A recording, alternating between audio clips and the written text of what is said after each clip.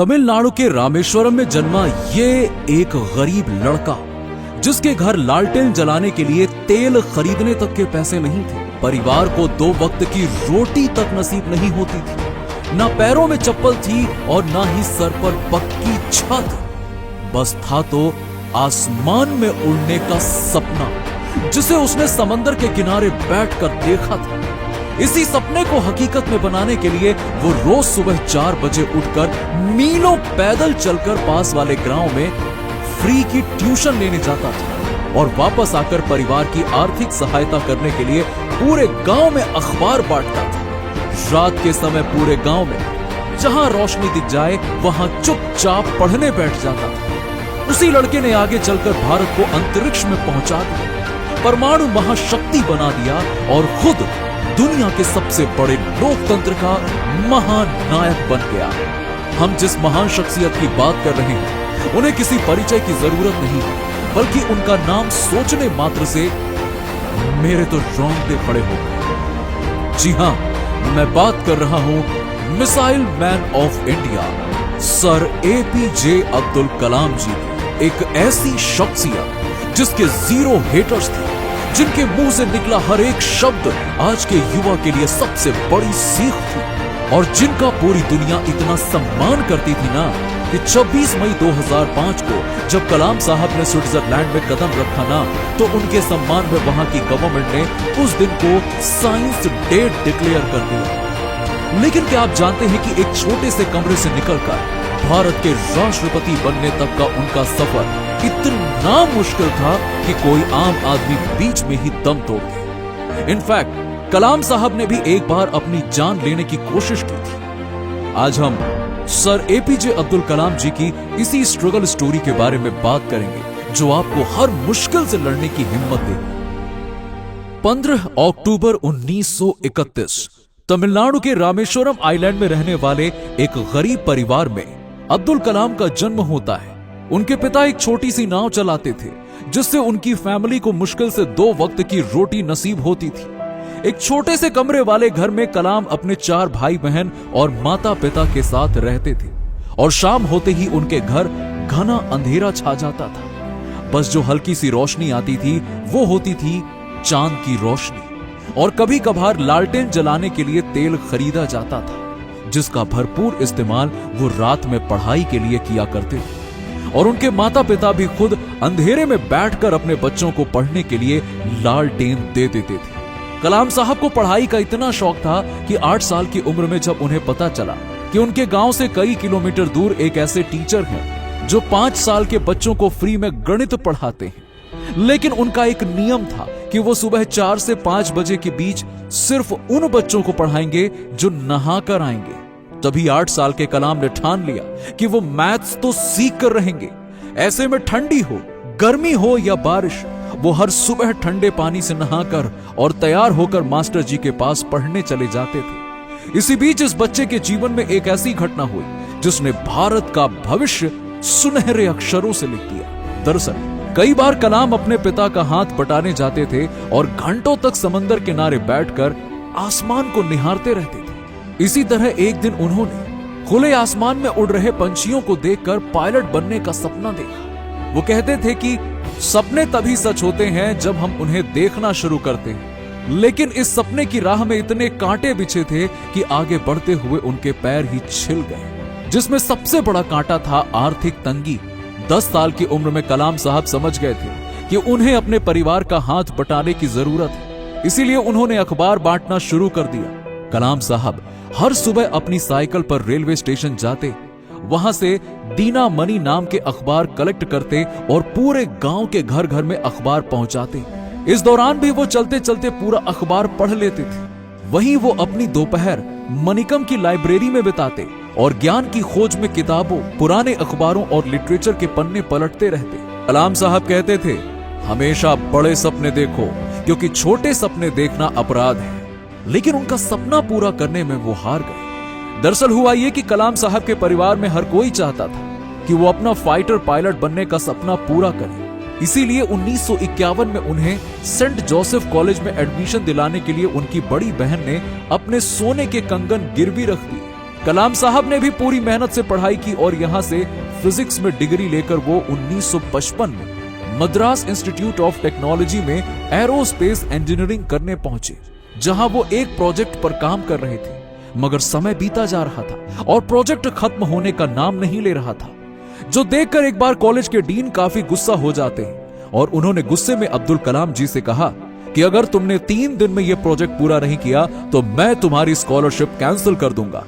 जिससे वो इतना घबरा गए कि अगले 3 दिन तक उन्होंने बिना रात की नींद दिए दिन रात उस प्रोजेक्ट पर काम किया और उसे कंप्लीट कर दिया। जो देख डीन काफी खुश हुए और उन्होंने कलाम से कहा कि मैं जानता था कि तुम में वो काबिलियत है, लेकिन मैं देखना चाहता था कि तुम में मुश्किल वक्त को सहन करने की क्षमता है या फिर नहीं। और इसी घटना से उन्हें काफी आत्मविश्वास मिला।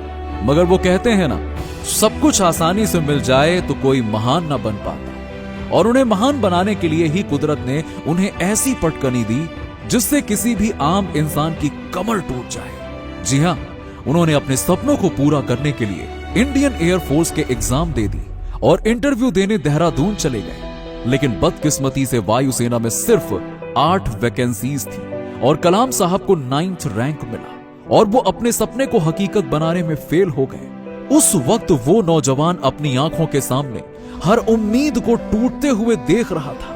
दुख, दर्द और पीड़ा इतनी थी कि उन्हें अपनी जान लेने तक के ख्याल आए। उस वक्त वो उत्तराखंड के ऋषिकेश में चले गए और एक दिन वो गंगा किनारे टहल रहे थे। उस वक्त उनके दिमाग में नदी में कूदने के ख्याल भी घूम रहे थे। मगर तभी उन पर स्वामी शिवानंद की नजर पड़ी। उन्होंने कलाम के पास आकर उनके कंधे पर हाथ रखते हुए पूछा, बेटा क्या हुआ? तो सुनकर कलाम की आंखें भर आईं और उन्होंने स्वामी जी को पूरी बात बताई कि मेरी बहन ने मुझे पढ़ाने के लिए अपने गहने गिरवी रखे थे, लेकिन मैं फेल हो गया। अब मुझे कोई रास्ता नहीं दिख रहा कि मैं क्या करूं। तब स्वामी जी ने उन्हें कहा कि बेटा तू असफल नहीं हुआ है, ऊपर वाले ने तुम्हारे लिए इससे भी कुछ बड़ा सोच कर रखा है, इसीलिए उदास मत हो, वापस जा और कुछ नया करने की कोशिश कर, क्योंकि जीवन में हर रोज सूरज निकलता है और नया सवेरा होता है। स्वामी जी की इस बात से अब्दुल कलाम सर को काफी हिम्मत मिली और उन्होंने वापस आकर डीआरडीओ यानी कि defence research and development organisation join कर ली। लेकिन यहाँ छोटे मोटे प्रोजेक्ट्स पर काम करके वो खुश नहीं थे। इसी बीच उनकी मुलाकात विक्रम साराभाई से हुई, जिन्होंने एपीजे अब्दुल कलाम की काबिलियत से खुश होकर उन्हें अपना स्टूडेंट बना लिया और Indian national committee of space research यानी कि इनकोस्पार में ट्रांसफर मिल गया, जहां उनका पहला मिशन था भारत के पहले रॉकेट की उड़ान भरना। लेकिन शुरुआत स्टेज में होने के कारण इनकोस्पार के पास ना तो कोई वर्कशॉप थी और ना ही कोई ऑफिस। हर चीज कठिन लग रही थी।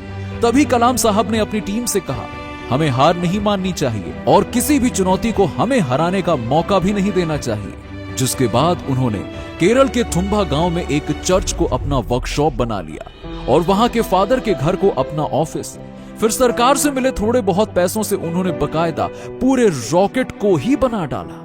लेकिन यहां पर उनकी मुश्किलें खत्म नहीं हुई, क्योंकि रॉकेट को लॉन्च पैड तक ले जाने के लिए उनके पास कोई साधन नहीं था।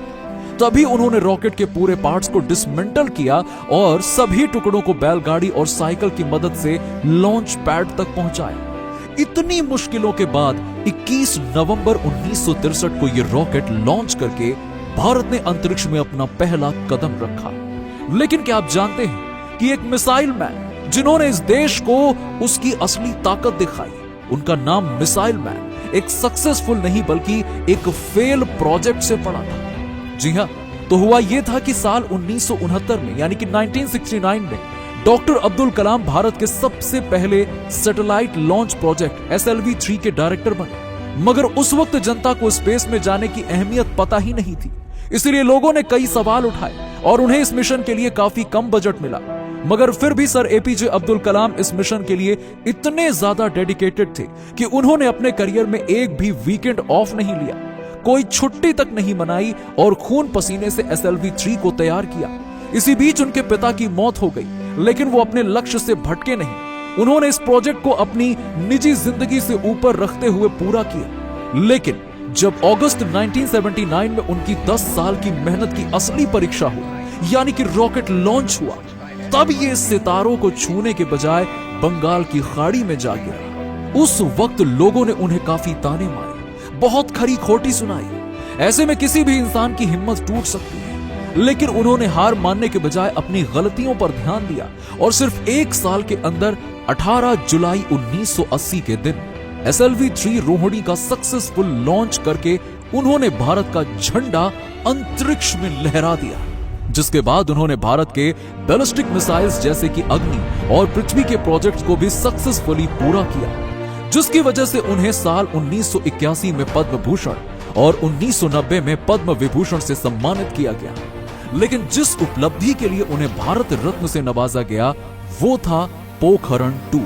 जी हां, सर अब्दुल कलाम, भारत के कुछ और महान वैज्ञानिकों और इंडियन आर्मी की टीम ने अमेरिका की सैटेलाइट की आंखों में धूल झोंककर भारत का दूसरा न्यूक्लियर टेस्ट किया था और इसी के साथ भारत न्यूक्लियर सुपर पावर देश बना था। आप में से काफी कम लोग जानते होंगे कि कलाम साहब कुछ समय के लिए अमेरिकन स्पेस एजेंसी नासा में भी ट्रेनिंग लेने के लिए गए थे। वहां की मैनेजमेंट उन्हें देखकर इतनी इंप्रेस हो गई थी कि उन्होंने कलाम सर को नासा में जॉब ऑफर कर दी और उन्होंने कहा कि हमें आपके जैसे ही तो टैलेंट की जरूरत है और वैसे भी आपके भारत में रखा क्या।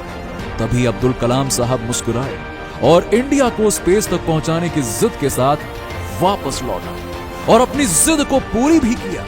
लेकिन फिर भी नासा का कोई भी वैज्ञानिक उनसे नफरत या जलन महसूस नहीं करता, बल्कि अब्दुल कलाम सर तो उनके भी रोल मॉडल हैं। इसी तरह कुछ साल बीते और फिर आया 25 जुलाई 2002 का वो ऐतिहासिक दिन जब सर एपीजे अब्दुल कलाम भारत के 11वें राष्ट्रपति बने। लेकिन आपको ये जानकर गर्व होगा कि उन्होंने कभी अपनी प्रेसिडेंट सैलरी नहीं ली, बल्कि उसे गरीब और पिछड़े हुए गांव में दान कर दिया ताकि वहां भी स्कूल बने और वहां बड़े सपने देखने वाले किसी बच्चे को उनके जैसा संघर्ष न करना पड़े। मगर फिर 27 जुलाई 2015 के दिन हमने उन्हें हमेशा हमेशा के लिए खो दिया। लेकिन सर एपीजे अब्दुल कलाम आज भी हमारी यादों में जिंदा है और उनकी बात करते ही आंखें खुशी के आंसुओं से भर आती हैं। इसीलिए आज मेरे लिए नहीं बल्कि उनके ट्रिब्यूट में हम इस वीडियो को जितना हो सके लाइक करिए और शेयर कीजिए और कमेंट बॉक्स में कलाम साहब की तारीफ में 2 शब्द जरूर लिखिए। कुछ नहीं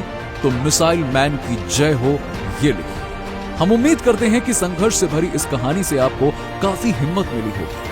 अगर आप भविष्य में ऐसे ही स्ट्रगल स्टोरी सुनना चाहते हैं तो लाइव मोटिवेट टीवी चैनल को सब्सक्राइब करके पास वाली घंटी जरूर दबा दीजिएगा। इस वीडियो के एंड में कलाम साहब की कुछ बातें कहना चाहूंगा। वो कहते थे, सपने वो नहीं होते जो आप नींद में देखते हैं, बल्कि सपने वो होते हैं जो आपको सोने नहीं देते। जब आपका सिग्नेचर ऑटोग्राफ में बदल जाए तब समझ लेना कि आप कामयाब हो चुके हो। और इंतजार करने वालों को सिर्फ उतना ही मिलता है जितना कोशिश करने वाले छोड़ के जाते हैं।